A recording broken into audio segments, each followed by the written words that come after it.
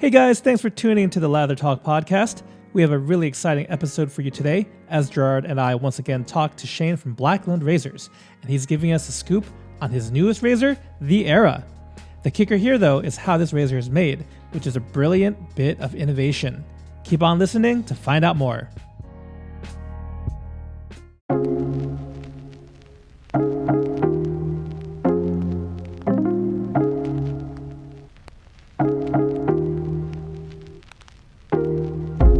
Hey guys, welcome back to Lather Talk. This is your host, John, and with me as always is my co-host, Gerard. Hey, what's going on, everybody? And for our guest today, I'd like to welcome back Shane from Blackland Razors.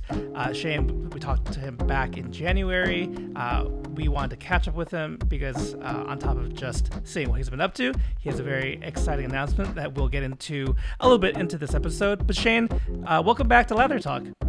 Hey John, hey Gerard, thanks for having me back. I'm happy to be back. Am I your first return customer is not the right word, guest? Yes, I believe you are.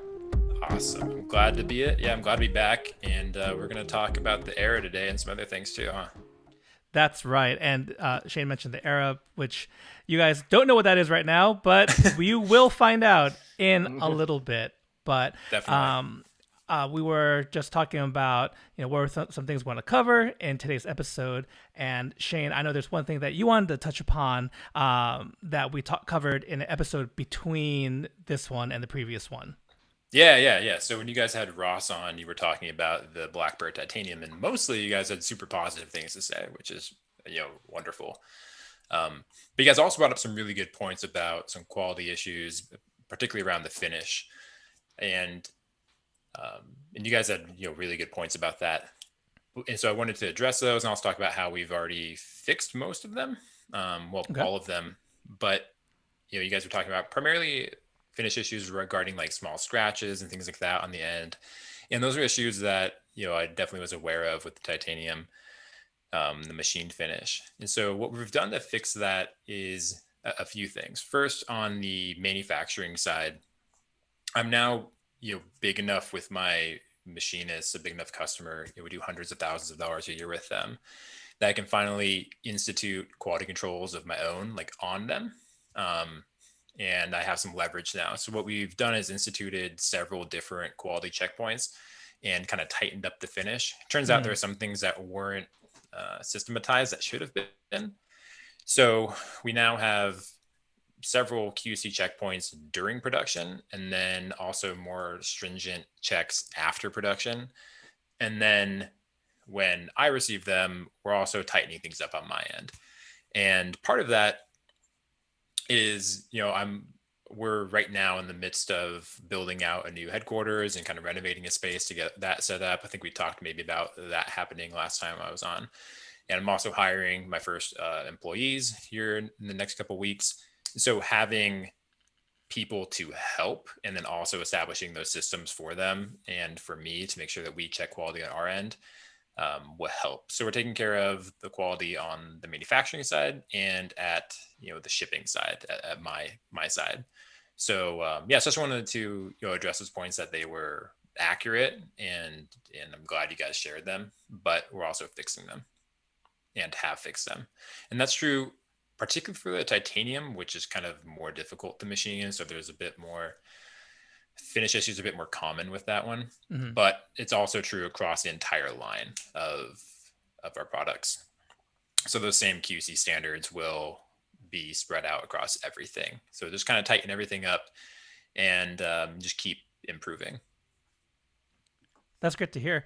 And just so I understand correctly, part of it is, I guess, with the machinist, is it like a quantity thing? So where more things are being made, and it kind of, just your status as a customer, or I'm not sure if that's the right terminology, but that's a pretty good term. Yeah, it's about, it's a little about my ability to enforce my standards on them. Yeah. Now, obviously there are things that, I can say that, hey, or this is important to me, but to be able to tell them like, hey, we need to set up specific protocol to do X, Y, and Z requires, like, you can't walk in with 10 grand and be like, hey, can you, stop what you're doing and change your entire QC system to fit me. Mm-hmm. And so, we've been customers for years, and it's probably something that I could have instituted earlier on. But, having a little bit of weight behind you definitely helps. And just having a really good working relationship with the people over there where people now get it. They were having some issues with like some staff that were kind of like taking things into their own hands, which I wasn't aware of. So where people were kind of changing the way that things are done, which I wasn't happy about. So it was really important to me. We tightened up all those procedures once I found out about that, because that's no good. When I found that out, I was not happy. So we are getting rid of all that. Okay. And just instituting new measures to make sure that everything is as it should be and that there are no issues from both a finished side, and that's kind of the biggest sticking point, but also just mechanically and from a geometry standpoint, which has never really been a problem, but just adding those checks to make sure it remains not a problem is good. But the real issue is that, like, the machine finish, there's nothing I can do about it. So if I get a machine finish that's bad, I have to either polish it or throw it away or something. So it's ultimately on me to make sure that I don't ship out parts that are flawed, of course. So basically, you guys should have never gotten those scratched titanium razors. That all falls back on me. But my ability to control the machine finish is really out of my hands. What is in my hands is my ability to ship it or not. But I have to tighten up the finishing at their end to make that work. So that's happening. Okay. And I think since we last talked in January, and we're recording this beginning of April, I forget, had there been another drop of titanium Blackbirds, or was that kind of like on hold given this change in process? Yeah, so I don't think there has been. We have a lot of supply changes happening. So I think since then, demand has been really high, and we've had to kind of change how we do all of our production. Not from an actual machining standpoint, more from an ordering standpoint, to make sure that we can stay ahead of the game. So we switched from like a batch ordering, where we used to order like 12 months ahead of time. I think we talked about some of that last time. To now we basically we're setting up and have set up for some products, basically like a min-max system where you can fall below a certain threshold, it automatically refills to a certain amount, and there's like a bar where you can't go below. So say, I want them to always have 500 Blackbirds in reserve, so that if I need to order 500 Blackbirds, they are sitting there complete and ready at all times. Okay. So there's like a ceiling where we don't have more than some multiple of that, and we don't fall below that. So if they ever get to a certain amount where it's like in that neighborhood, they automatically increase production, kick that back up again. So it's always like cyclical production. It's just always going on. And that's it's not more expensive, but what it does is make me basically, accountable for more, which is fine.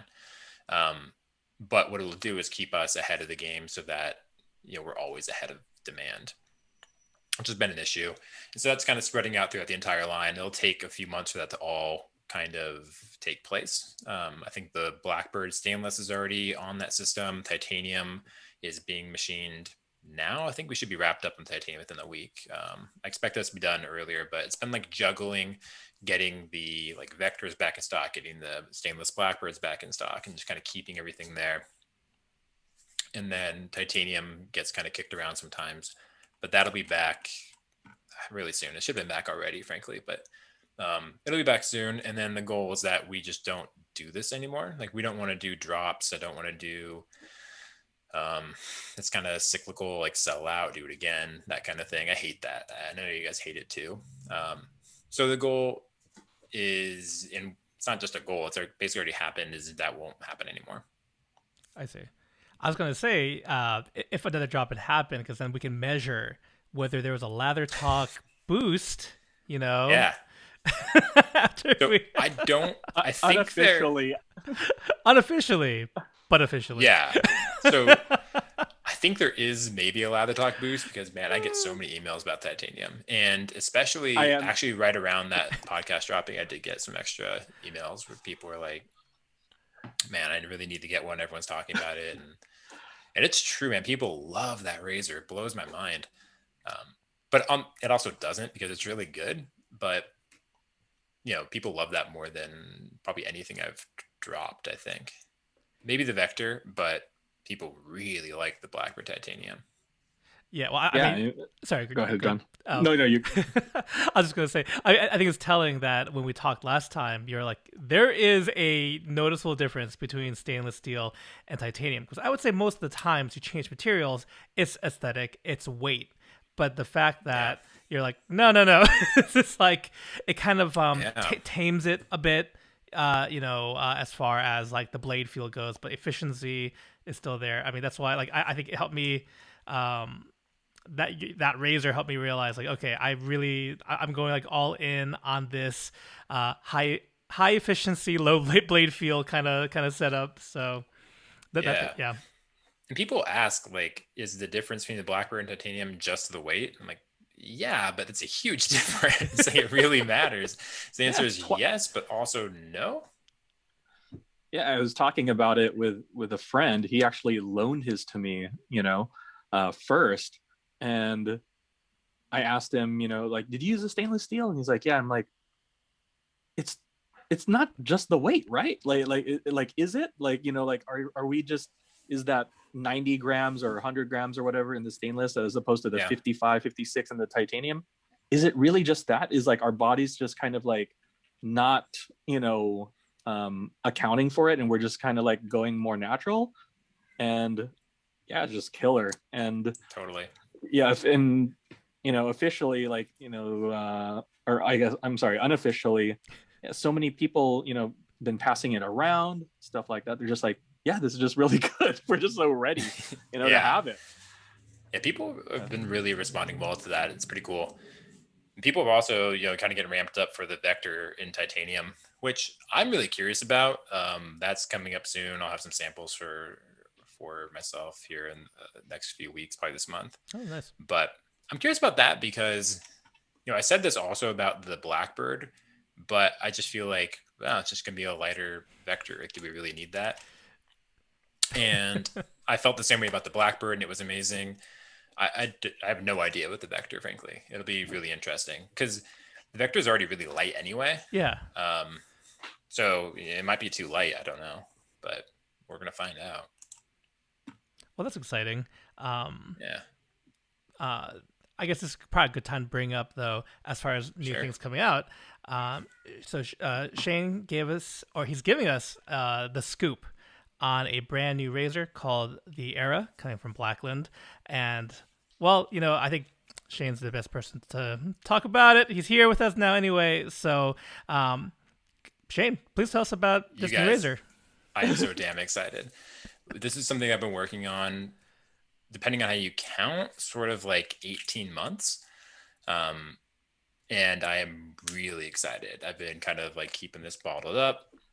And I don't expect anyone out there to be as excited as I am, but I am like really excited, mainly for like all the technical work that's gone into this, all like the engineering side stuff. But I really think the Era is going to be just a really innovative product and the dawn of literally a new era of both razors, but also like American manufacturing. And that's something that I'm really passionate about, is trying to like move the needle and seeing what's in the future. And so the quick like byline for the Era is it's a 3-piece DE razor. It's all stainless steel, 100% made in America, including the packaging, which is all custom that we're making. It has the same super tight tolerances as you get in a CNC machined razor. It has perfect edge to edge blade clamping. We're like less than a millimeter from the blade. Like, we're really, really tight with it. And that also makes it basically impossible to clog, which is awesome. And it has 5 different levels of aggressiveness from 1 to 5, and also available in open comb and safety bar. So you have 10 different base plate options. And the big, technological kicker is that it's 100%, well, the head is 100% 3D printed. So 3D printed metal, 17.4 stainless steel. So super corrosion resistant. And we're able to hold those really tight tolerances. And so I know we're going to get into like all the technical sides of it. I forgot the most important part. It's also going to be $75. So, you're getting a razor that, really does it all. It's made here. It is just as every bit as quality and tight tolerances as any CNC machined razor you'll get, with all the versatility of having 10 different base plates to choose from. And it's going to start at $75. So I'm really excited about it. I think that we talked last time about not launching products that don't move the needle, that don't like push us forward at all. Yeah. Yep.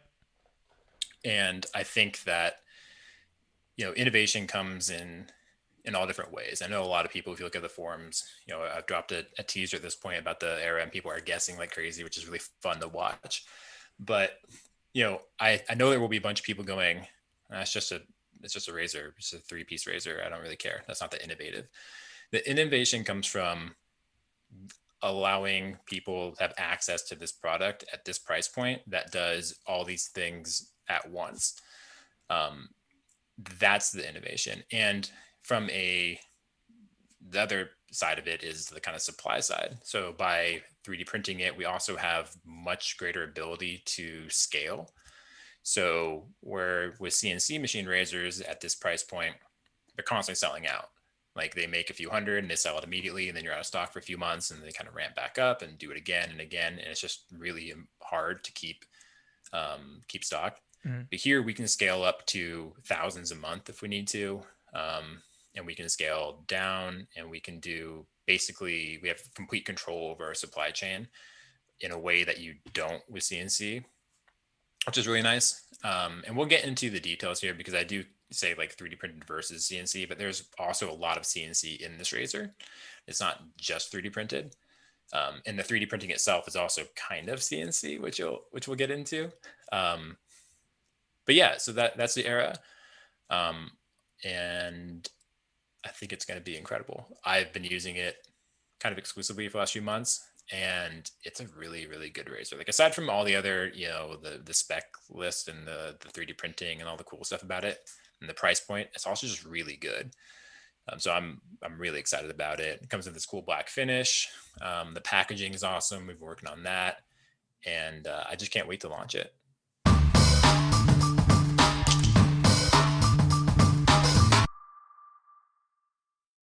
We've been very excited to hear more about this process. I'm curious as far as like the feel of the razor, right? Like I think in general, there's always an element of blade feel for amongst the Blackland razors. Mm-hmm. Would you say that's kind of like, is that part of this design as well? No, not really. It's not like Blackbird style. When you get up to level 4, level 5, you are going to get a bit of that. But, here we're trying to have something that's more, for the masses, I guess. Okay. Because we're trying to have something that works for really every person. You just get a little bit of blade feel up in the 4 or 5 range. But it doesn't have that same Blackbird, like small blade gap, high blade exposure thing. We instead have gone for a really slim, low profile, where the blade is literally clamped as tightly as it can be. We're like right at the edge, and we have a lot of surface area covering that. And so that kind of rigidity combined with the really low profile safety bar lets you get like surprisingly close with a pretty like moderate to no blade feel, depending on the level you choose. Yeah. So it's not a super high blade feel, kind of like a Blackland trademark in that regard, which is why like I've called it a departure in a few ways. Like, yeah. One, it's not all machined razor like we've done. 2, it's not at a super premium price point. It's more kind of like moderate. And 3, it's not made exclusively for like the advanced shaver. This is meant to be a razor that anyone can pick up and have a great shave with, whether you are brand new or whether you have been shaving for 15 years or whatever. So, that range of aggressiveness lets us kind of get everyone. Yeah. But, you never get everyone. Mostly I think the listeners will be familiar with 3D printing Sure. plastic, various things like that, but metal. So yeah, what's going on there? Yeah, let's get technical with it. So, yeah, I mean, 3D printing has been a big part of Blackland from the beginning. Every single thing that I've ever made has starts as a 3D print. Um, so there's, I don't want to get too technical for just like broad 3D printing, but most people are familiar with like an FDM printer, which is I think fused deposition material. I forget the M stands for. Basically, it's that same thing most of us have seen by now, where where you have like a nozzle that has a filament attached to it and it has a hot end at the nozzle and just kind of like squirts like a melted line of plastic, and then you build on that. So that's the kind of household desktop printer that a lot of people have seen or familiar with. This is not that. There are a ton of different types of 3D printing, and in metal 3D printing is also not new. The type of metal 3D printing that I'm using is very new, but as a concept, it's not that new. And typically, the way it works, are as with all 3D printing things, there are a few ways you can 3D print metal. The most common is basically we take powdered metal, like the same stuff. Well, we'll get into that later. Take like powdered metal and basically fuse it with a laser. So you kind of lay it out on the build volume bed, and then your laser comes in, zaps it, fuses it, and then you add more powder, and then do that layer by layer, and you build. That's where you get those really crazy like organic shapes.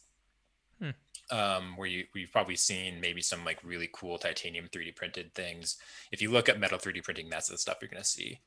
It's also used for like titanium airplane parts and things like that. They use them in the aerospace quite a bit because you can do really cool geometries that way. And it's good for very low volume. So if you're going to print 5 things, it's super expensive. They're really long prints. They take forever. The build volumes are really big. But you can do really cool things. So for low volumes, that's great. But up until now, there really hasn't been a like high volume metal 3D printing, or really any type of 3D printing that's made for like mass manufacturing. So the company that I am working with is this awesome startup based in LA called 3DO, and they've been incredible. So I'm happy to shout them out. We've been working together for, like I said, like 18 months. I originally brought them a different project, an adjustable, and it wound up not being the right choice. But from that, we kind of eventually landed on creating a brand new design, like the Era, and that is kind of where we left off. But they created this technology a few years ago. And the way it works is their goal is not to make crazy ornate organic shapes. Their goal is to be cost competitive with CNC machining and metal injection molding, or MIM, M-I-M. And MIM, if anyone has a Rockwell 6S or a Supply V2, that's a MIM razor. So the way that works is you take a big mold, you take powdered metal, it goes in there, there's like this binding agent, and you come out with this part that is in the shape, and then you like basically sinter it. You put it in a furnace and it fuses that all together. So what 3DO wants to do is basically take away that mold cost, the upfront tooling, and make it so that you don't have to deal with like super expensive molds. Those molds can cost 10, 20, 50 grand sometimes, and they're not changeable, right? So if you want to change your design, you got to get a new mold. Or modify your mold if you're lucky enough. So 3DO wants to basically eliminate the need for that. So they've created a system where you use basically the same powder that goes into MIM. Sorry if I'm getting too technical. I know this is going to get boring for some people out there. Keep going. But for me, this is like this is the best for me. This is my shoes for Gerard. This is my sneakers. So imagine the device, the printer itself is not very big. It's like, I don't know, it's like a big vending machine, right? And it has this build volume. You think of like a shoebox, and the way it works is you lay down this really fine layer of that same powder that you'd find in MIM. In 3DO's case, we use 17-4 stainless steel, and they lay out a very specific height layer of that powder. It's really, important you control every aspect of this. So super precise. Then they basically spray that down, again, in a really precise way with a binding agent. And that's kind of like wetting sand, where you can now build a sandcastle. So now you have your little layer of bound metal. And then what they do, which is what separates 3DO from everyone else, which what makes them really clever and what attracted me, is that they actually have CNC end mills inside that machine. So for people who don't know what that is, it's basically like a drill that cuts metal, right? That's how you CNC machine things. So they have multiple of those.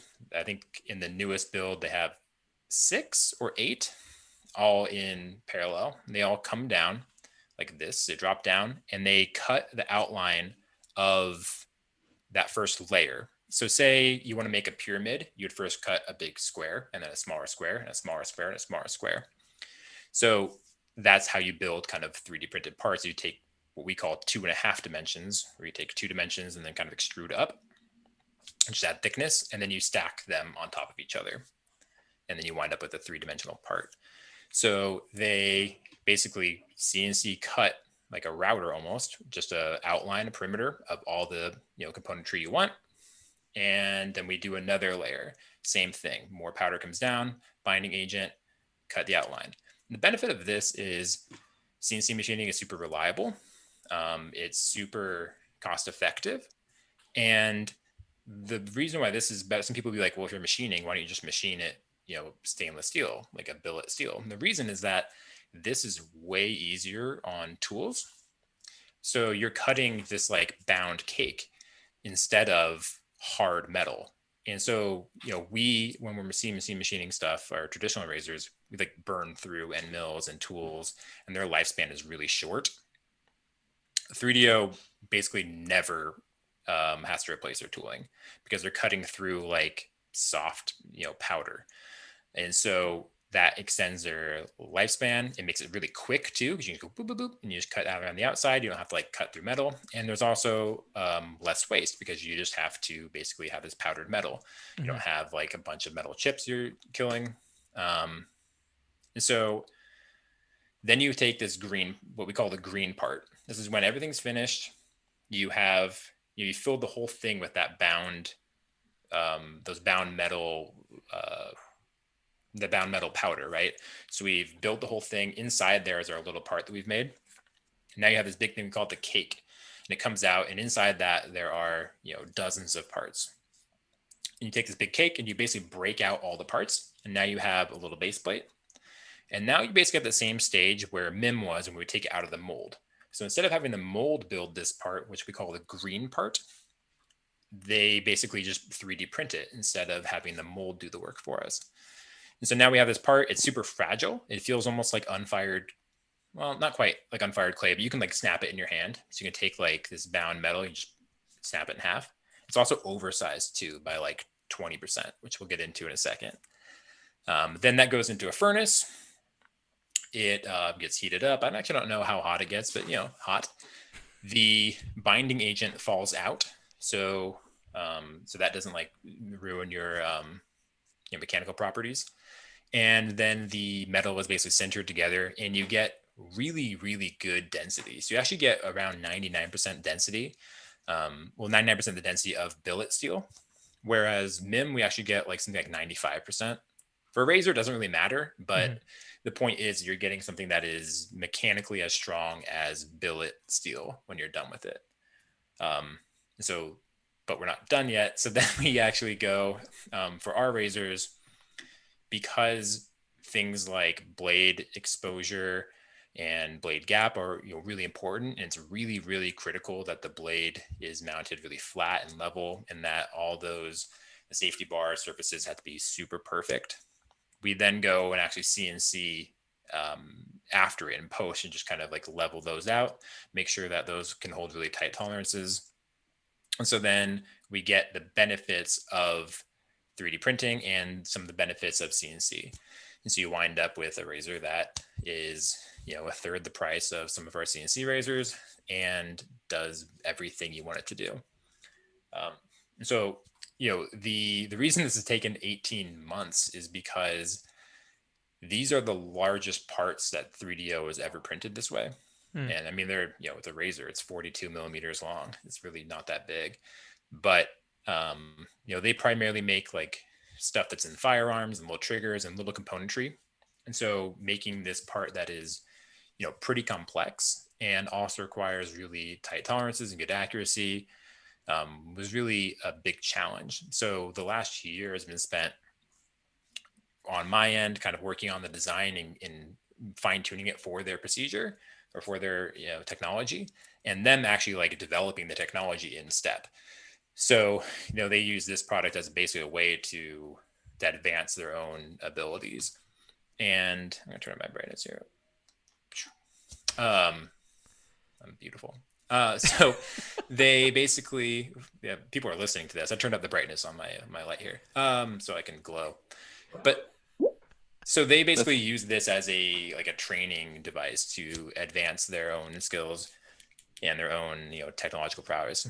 But like, there's a lot of technical difficulties that go into this. So when I told you that like they're built oversized because they shrink when they're sintered, the way it shrinks isn't uniform. So you might think like, oh, it's going to shrink 20%. Just make it 125% the size you want it to be, and it'll shrink 20%, and you'll get down to 100%.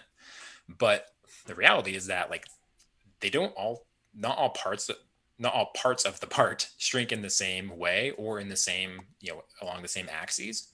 So you can't just like reliably go, we'll just scale it up equally across the board. So you have to go in and like the base plate's going to, in the X direction, shrink 18%, in the Y direction it'll shrink 22%. You have to like go in and then oversize the other direction. So there's a lot of that kind of stuff that's just like kind of trial and error and like way above my pay grade, which is why I worked with 3DO. Those guys are geniuses. Started really, really cool company. I've gotten really close with them. We work on almost a daily basis together for the last year plus. And so having their backing has been really cool.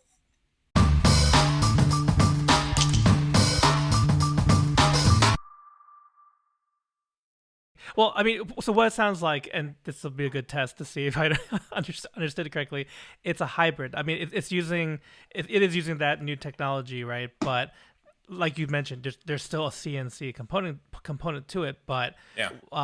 What this partnership sounds like, it's the cost savings, right? Because like material costs, the manufacturing costs. I honestly never thought about like, okay, there's the CNC, the machines, right? Like the tools actually are going to give way, and so that's part of the cost. Why does it cost this much to make this thing or that thing? So, yeah. And also in that is not just the thing being replaced. There's also wear. So as you're CNC machining something, like imagine if you were trying to drill a hole, but as you drill, the drill bit gets smaller and smaller. Like as you have to then like figure out how to drill the hole bigger, right? Your holes are gonna get smaller. So as you CNC machine stuff, you're wearing on your tools and you're wearing on like your end mills and things like that. And so you actually have to like account for that wear. So the part number 1000 is going to be different than part 1 unless you account for that. And so because the tool itself is going to wear. And then you also have to replace it, and that's downtime, that's labor, things like that. But so having a really efficient kind of automated system like 3D printing where you can basically load it and go is really, really helpful. And what's super valuable from my side, which is why we can offer it with 10 base plates, is that in that same build volume, it doesn't matter. The whole game is how many parts can we fit in that space, because you're going to fill it up with powder and you're going to run the machine either way. So the entire build volume gets filled. So the whole game is like, how many parts can we fit? And so, when people get their eras, if they have a couple base plates, you're going to notice that those all can actually stack on each other like really well. They nestle into each other, and that's because they're made to fit as many as we can into a space. So there are like, technical requirements and some technical limitations to get the most out of it, and to also make it, both a cost effective and a good razor and good looking. And so there's all these things that are kind of like tugging in different directions, which is why it's been such a fun project to do. And also a total pain in the ass. Like it's been so much more difficult than any of us expected. The 3DO team certainly did not expect it to take this long. And I didn't, but difficult things take a long time. And so, for me, I'm happy to wait. I'm happy to keep pushing because I really believe that this is the future of both, razors, like I said earlier, but also I think like more broadly, like manufacturing. Yeah. This kind of thing allows us to be cost competitive with, foreign manufacturers and stuff. Or we can make things here. I mean, we're building this thing mostly in California. And I should say now that the handle is CNC machined, as is the stand, and also is the blade, not the blade, the top cap stud is also CNC machined. Those things aren't cost effective to 3D print. Mm. But the entire head is 3D printed in LA. So we can do this here in California and be cost competitive with people all over the world. And all our packaging is made here. And so, I really see this as literally the reason it's named era is because it is a new era of manufacturing. Like I'm definitely sure it's the first mass produced razor made this way, but we're also pretty sure that it's the first like consumer good that is majority, metal 3D printed, like in the world, which is really cool because no one else is making things this way yet.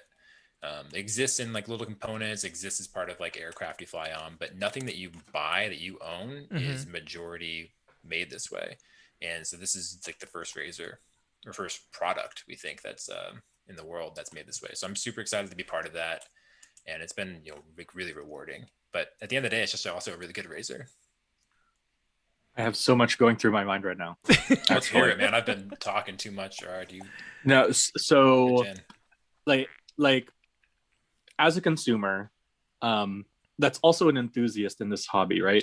Like, just being acutely aware of the, just the low price point that, like buying stuff overseas, like can do, and you're just like, yeah. And there's so many products that are like that, where you just say, what, if I might as well just like, if a Chinese business can make it like a stainless steel like handle or something like that for $30 that it would cost here $100, it's so tough to compete on that sense. And what you're saying is, with the announcement of the era, with just everything you've gone over, that you can have a complete razor made in the United States, sell it for $75, and that's providing, like paying for all your costs, like, that's everything. That's so, that's wild. I feel, and then maybe, and I don't know if maybe other people will think that as well, but that's wow, just wow. Yeah, that's the game, right? Like I believe that like innovation can, obviously move us forward, but also kind of protect ourselves, our own interests, and we can level the playing field by just innovating. And in addition to just being cheaper, like this is also a razor that does everything, because we can 3D print it. We also have like really extreme undercuts, like in your background behind you, that's the era, and you can see that like under that safety bar, that is like a really severe undercut that you just can't CNC machine. And so we can like do things that you can't even machine anyway if you want to. And I get okay. Yeah, no, please, Gerard. So I mean, just not knowing, obviously with the era you have your designs and everything like that. Does that also mean that in the future, right, like if you have a new design, it would just be that much easier to implement, if you so chose to? Yeah. Are you asking to like modify the era or a new razor? No. So, like just in general, right? So, doing the system with the caking and whatever, you obviously like the machine has the design like in there. If you were to like, have like a design, is it like plug and play? If you wanted to release a new product, for example, we're using this as a DE, for example, but let's say you wanted to do like the Saber, like a gem model. Would it just be as simple as putting in the new design and letting the machine do the work in a similar fashion, or as So well? it's a lot simpler than waiting 18 months, just because we've like Yeah, figured out how it all works. It's not quite as like plug and play as if like your desktop 3D printer, but it's also not super far off. We still have to factor in like there's a lot of decisions you have to make, like how do you slice the layers, like how thick should each layer be, that kind of thing. But the answer is yeah. The era is just the start, like it is the dawn of the exactly. era. And so yeah, we'll be making all sorts of stuff this way. There's already plans to do an SE this way, and in some future things. And I'm also just thinking about like how to use it all the time in my regular life. Like I'm looking around the world and be like, what the hell can we print? um it really opens up the world for us. And it really, the only limit is money and demand. But we can make all sorts of really cool stuff. And the real reason that I'm excited to be part of this is because like we're early, and 3D printing in this way is still like a little bit in its infancy. But within the next couple years, we're pretty sure that we'll be able to completely get rid of layer lines and things like that. Like you'll notice in the era, there's a little bit of that.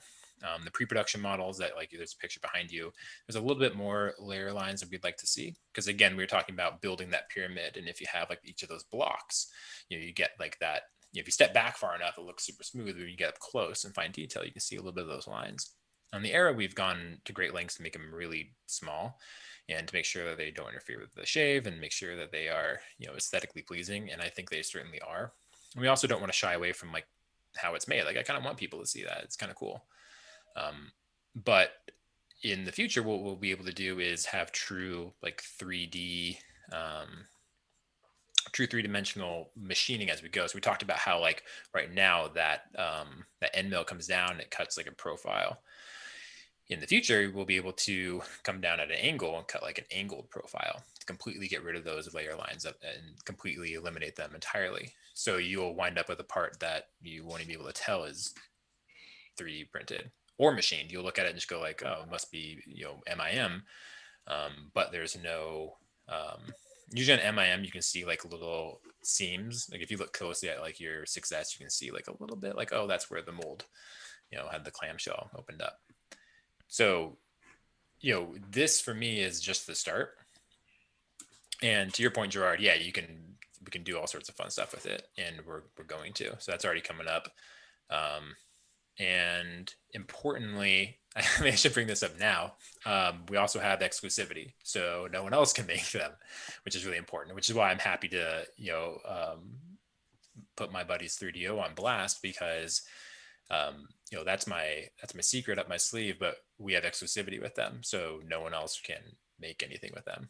Well, at least not shaving stuff. You can go make whatever you want, belt buckles or something, but you can't make razors.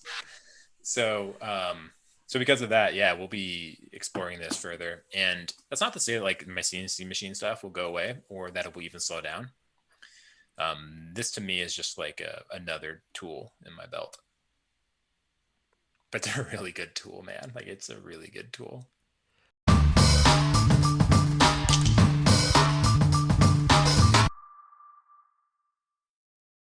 I think, again, trying to speak as a consumer in there, is that, sorry, I don't know if kid is in the background.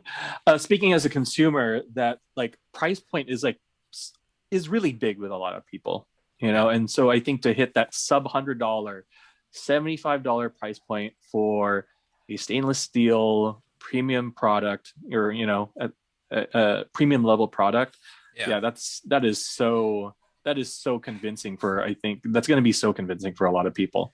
I think so too, because like honestly, I think we've talked this before, but like I'm not sure that I would be my own customer. Now that I am, I would be. It's hard to separate that, but Yeah. like spending $200 on a razor is ridiculous. Lots of things are ridiculous that like I'm happy to do, by the way. Like just because it's ridiculous doesn't mean you shouldn't do it. But we've talked this last time. Like I just don't think it's the future. Like I don't think it's where the money is as a business. I don't think it's where growing the market, growing the niche is. I just think that if we're going to try to get to more people, like $75 is also not cheap. We shouldn't pretend that like we're so obsessed with like $200, $400 razors that we're like, oh, $75, it's like free. Like it's still $75, man. Like Yeah, it's still totally. a pretty expensive product. Here's the thing though, right? If I go to Costco or Sam's Club and I buy cartridges, Yeah. how many cartridges am I buying? Where buying a $75 Era and some blades on the side pays for itself instantly. It's pretty quick. Yeah, we're now in that level where we can have a real conversation about like actually saving money. I always think it's like I don't want to. I'm not going to name saving money. Right? I'm not going to name any names, but like I feel like a lot of there's something that's been really like you'll notice that you never hear anything from me about like, oh, like this is one thing you buy for life and you'll never have to spend another dime. Like you'll never see me say that about any of my razors because it's such bullshit. The Era is finally one where like maybe that's kind of true. Like if you're buying a $250 razor, like come on, like you're not really saving money. Like if we go out for like 30 years or something like that, maybe, but like it's silly.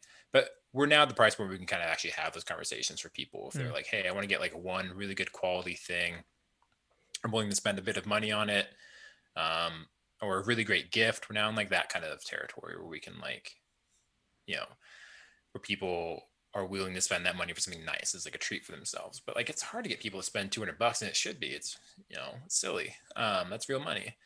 But I think this price point is the area where you expect to get something that's quality and something that is going to last you and something that's going to be a good experience to buy and to receive, and the packaging is going to be nice.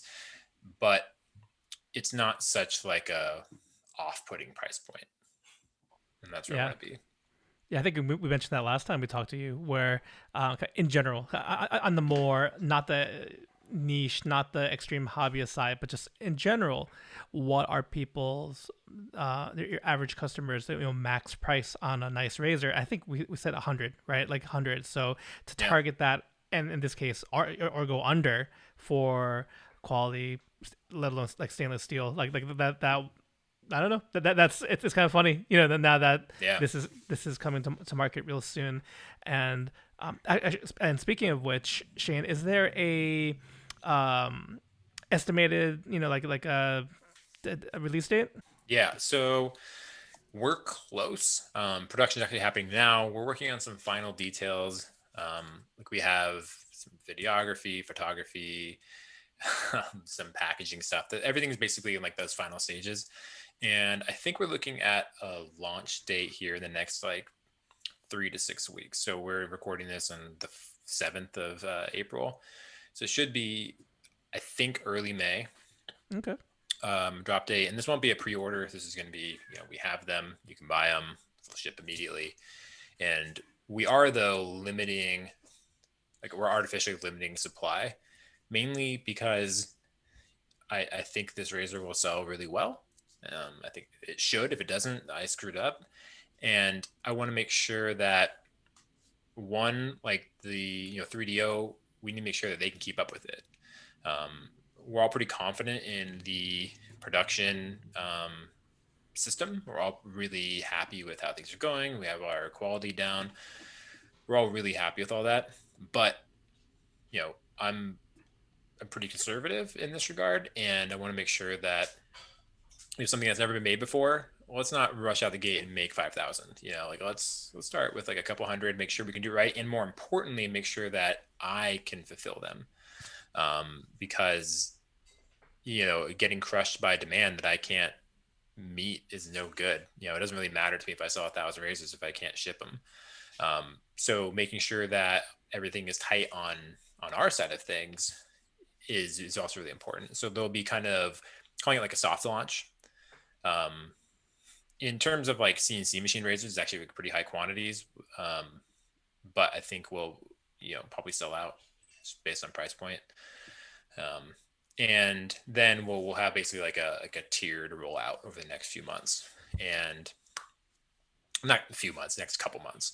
By month, like 3 were slated to be basically in like full production, so that there'll be no limit. And one of the beauties of 3D printing is that we basically like adjust production on the fly, which is something we didn't really hit on earlier. But the reason why we can have like 10 base plate options is because if I only need not that, like, the reality is that like very few people are going to buy like the level 1 open comb, right? Like it's pretty specific, it's super mild, but also open comb. So like that's pretty niche, like within the niche. Mhm. And in the CNC world, if you have to sit on like hundreds of those, you just wouldn't make it because they're never going to sell. You're going to sell like 5 a month, and you're just like, I'm not going to make them. But because we don't have to worry about that, because we, again, if it fits in the build volume, it prints. So if we want to do 20 this month, that doesn't matter. We can do 20 out of 1,000 base plates can be open comb level 1. That's fine. So that allows us to have the flexibility to have all these different options that we normally wouldn't have, Oh. which is, one of the really cool things about it. Like that's one of the things that sets the era apart, is that using this tech, we can do things like that. And we don't have to worry about like traditional CNC like inventory issues. We can just kind of like change them on the fly. And if we decide like in a few months, like, oh, level 5 should be, I don't know, level 6, and we can just put another level between there, we can just do that. We can just do things as we go, and we can have a lot of flexibility and versatility, which is super helpful, super valuable. And again, we can change our production quantities up and down as the months go on, so that way we can always be meeting demand. And since it's like a monthly production cycle, there's really quick feedback. We know immediately, like, hey, are these selling? Are these not selling? How many do we need to make? Do we need the double production? Do we need to half production? And we can really be super agile, which is something that you just can't really do in CNC machining. Of course, like I said, the handles and other parts are still CNC machined, so we're a little bit confined, but that stuff's pretty inexpensive, so we can sit on thousands of those and like whatever. Are we looking? So is this going to coincide with all of the other with like the titanium as well? Are we going to look on putting them out together? Titanium first, then era. Are we? Whatever the timing kind of like fits, it'll go up. There's so much shit going on right now, Gerard. Like it is chaos. So, it's kind of controlled chaos. So I'll kind of hit like on a larger question of just kind of like what's going on right now in the next like month. Sure. So I'm stretched as like as thin as I've ever been. So right now, this has been a home-based business. We talked about this last time. Got a new facility, and I've been working on getting that set up. So like, fully renovating the place, like, basically like it's a combination like warehouse and offices and stuff. So, getting everything like just painted and modified, and like installing fixtures, and like I don't want the stupid like warehouse bathroom that was in there, so I completely like renovated that, and I've been like rebuilt that entire thing. And I like my spaces to be like reflective of me, and so I'm putting like a ton of time into this place, and effort and money. And that's also coinciding with like hiring. So we have our first employee coming on here in the next like week or two. So right now, like I'm waking up, at 6, I go to the gym. I come home, I see my wife for like 5 minutes, wave. We both go off to our respective corners of the house, and we work. And then, I work my day job basically. And then I drive off to the new headquarters, and I work there on like renovating the place until from like 6 to 10 at night every night. And then I come back home, and then I go to bed. And so I'm working like 12, 13, and then all weekends are just like getting things set up, getting that going. And so then like on top of that, again, yeah, we have the titanium coming, we have the vector titanium, we have Tredares are almost back. We're working on revamping, like scaling up all the polishing. That's finally happening. We're getting an entire new line of packaging across the board over the next few months. So that'll be coming out. It's not super different than what we have, but just kind of upgraded. Better foam, better boxes, things like that. And then, we have a new branding rollout, same name and all that stuff, but new logo, new kind of like, visual identity. Hmm. Also coinciding with a new website that I'm trying to build when I have time. So all that stuff is like coming together at like once. Yeah. So, and the idea is that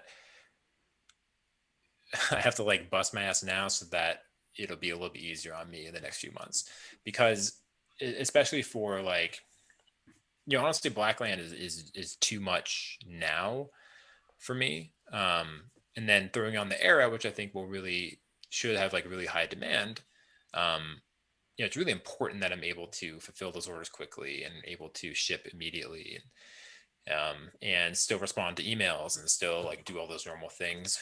So, getting all of that going there's a real challenge, but it's coming.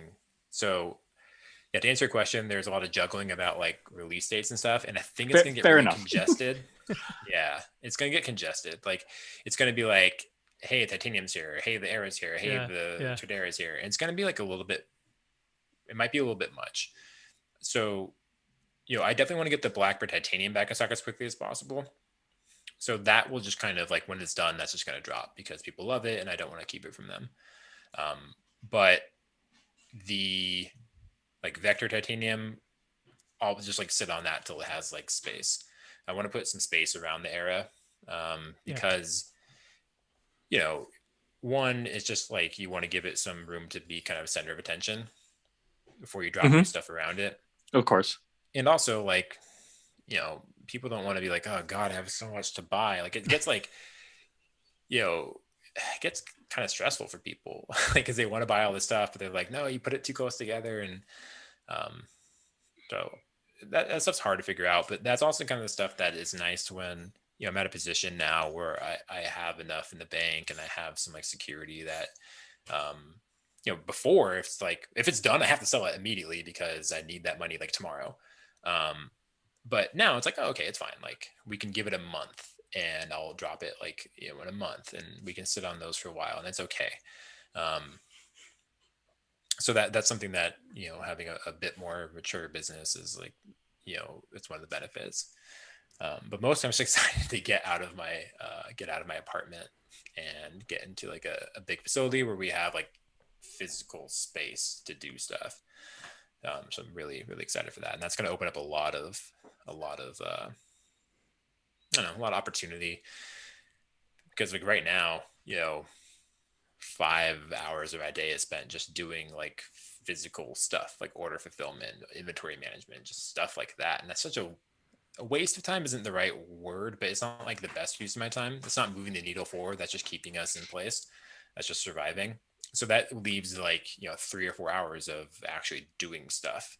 And a lot of that time is spent just like, how do I hire somebody? Like, learning that.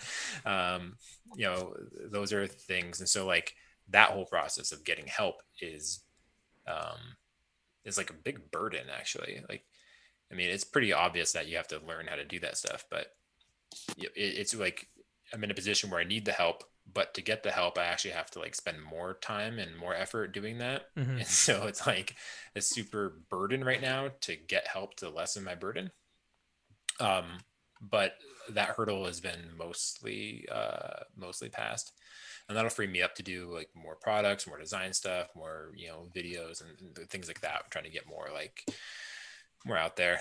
But yeah, And to make an analogy, like as a nurse, like just in my job, a lot of like 90% before any procedure is like the prep work, and it just makes the role the actual objective like super smooth. And I mean, it just I totally get it. That's where you're at. You're at like I'm at 91% right now, and like we're just so close. And so I'm so excited for you, man. I am so excited. Thank you. I appreciate it. Yeah, I'm really excited. I'm excited about the era. I'm excited about just where things are going generally. It's pretty cool. It feels, like a year or two ago. I may have talked about this last time, but I think we talked about how like I wasn't really trying, putting my all into Blackland. Like, it was doing fine, and I was just like happy with it. But like a year or two ago, I was like, you know what, like let's make a real run at it and sink or swim. Like we'll just throw everything at it, and if it doesn't work, like that's fine. I'll go do something else. But I'm not really maximizing what Blackland can be. I'm just kind of I basically made myself like a decent job, and that's fine. Like there's nothing wrong with that. But I was like, you know what, like um, I can like take a bit more risk here. I can definitely put more of myself into this. And so it's been really like fun, rewarding, throwing all of myself into something. Um, and it's exhausting and it kind of sucks. And I have never been more stressed out, but it's super fun in a lot of ways. Like it's satisfying to know that you're actually trying and actually putting your all into something and actually seeing it come together is really rewarding. So yeah, I'm really excited. And I'm like, the era is a big part of that. It's a big part of moving forward and taking kind of a risk, because there's a big chance that era just like falls on its face. Like there's always that chance. Um, I don't think it will, because it shouldn't. It's like the best razor I've ever made, and it's like less than half the cost of anything I've made. Um, but you never know. So yeah, man, I'm really excited for how Blackland's going. Well, it's I was just really excited. Kind of like Gerard was saying, we are really looking forward.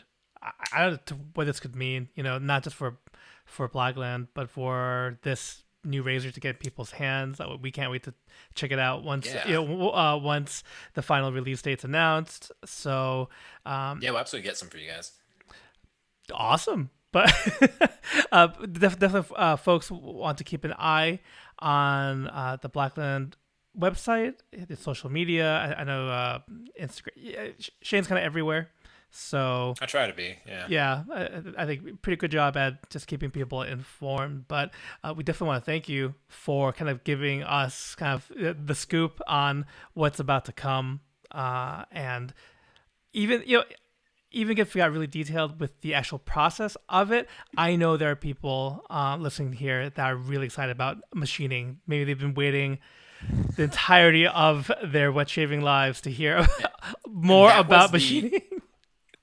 No, I was gonna say, like there's gonna be those machinists out there that want this video to go viral, because this is the this is the announcement they've been waiting for in their entire industry. Yeah, I mean, and it's funny is like that's a layman's version. Like that's like the shortest.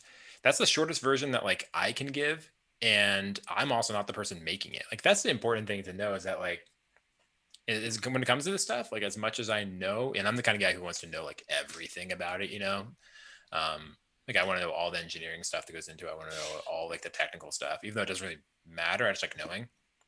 I still don't know a damn thing compared to the people who actually do it. Those guys blow my mind.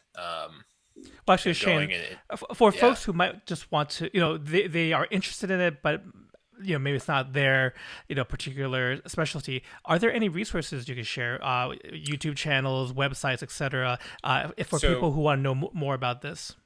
Yeah, go check out 3DO. I think their website is like 3do.co. That's three. The letter or the symbol, the number three, the letter, yeah, the symbol, the number three. I told you I was tired, guys. And then DEO, 3DEO. I think .co. Let me actually. I'm looking at it right now. Yeah, it's .co, right? Yes, correct. Yeah, their website is kind of like they're revamping it right now. And one of the cool things about them, I actually talked about them for just a minute. If you guys have the time, go for it. One of the really cool thing about them is that they are super invested in Blackland. They've spent so much time and effort, and certainly resources and money on this project, and like they have way outspent me on this. Like they're completely in. They love what we're doing, and for them, they see this as like an opportunity to show what their tech can do. Because up till now, all their stuff is just buried in little like little widgets and stuff, little gadgets here and there, and like gun assemblies and stuff. But you can't like see it. You don't get to pick it up and feel it. And so this is the first time that they're making something for like the end consumer, where the bulk of it is what they've made. So they're like really into it, and they're really excited, and they've thrown their weight behind it. So like a few, maybe it was more like 5-6 maybe more weeks ago. I went out there to their facility, and they had this like, because Hollywood, they live in LA, and Hollywood is like shut down because of COVID. Maybe less so now, but they got time, I guess. So they got like this big film crew to come in, and we had a director, and we had like all this incredible like equipment, and they shot like all this cool video of there's interviews with me and like all the guys there, also a bunch of like production shots and just like really really cool footage. And then they hired a model to do like shaving with it and stuff. They're doing like all this animation, and so they've really thrown their weight behind this product. Like they're really as into it as I am. And so they're building their new website kind of like around the era and around Blackland. Oh, so wow. I mean, that might be a dramatic way of putting it, but they're going to have it like featured Sure. on their website. And it's a really big part of like their homepage and stuff like that. So they're as excited about it as I am. And they see it as like a great opportunity to, attract more investors, and and they're working on like they're like a bona fide, badass startup where they're on their series like B or C or something like that. And they're just a tremendous resource. So yeah, go hit them up. If you have something you want to make, definitely make it with them. They're the best people around. And it's been amazing having them as basically like a partner in this. Ultimately I'm their customer, but like, we're really working on it together, and they're as invested in it as we are. So it's just really cool to be with people that that are doing that. And and so it's funny because like it feels like this new like advanced technology and stuff, but it's like the same kind of relationship that I have with my machinists. Like we're just buddies. Like I call them up, they all shave with my stuff too now. Like my main guy that I talk to from like my project manager, I guess, my machinist, like he'll just send me like this little box. He's like, look where I put my razors in and stuff. And he just gets like, he's stoked on it too. Like he's a wet shaver now. I don't know if he knows that he's a wet shaver, but he is one. Like he uses my razors all the time, and he like installed a rack in his bathroom, and he's like just like shows it off to me. And he's like just cool like middle-aged dude. And like, so as advanced as we are, like I have that same kind of like familial like friend relationship with 3DO, even though they're this cool like startup. It's just nice having those interpersonal relationships, and that doesn't change even as like technology changes. And so that's been something that's like a real pleasant surprise. So having their weight has just been awesome, and they've been a great partner in this. So yeah, check them out. You won't find anything else because no one else is making parts this way. They're the only people in the world that are doing this. Really smart people. So definitely check them out. Awesome, and we'll include a link to them. Just to repeat the URL for those impatient. It's the number 3 letters DEO.co.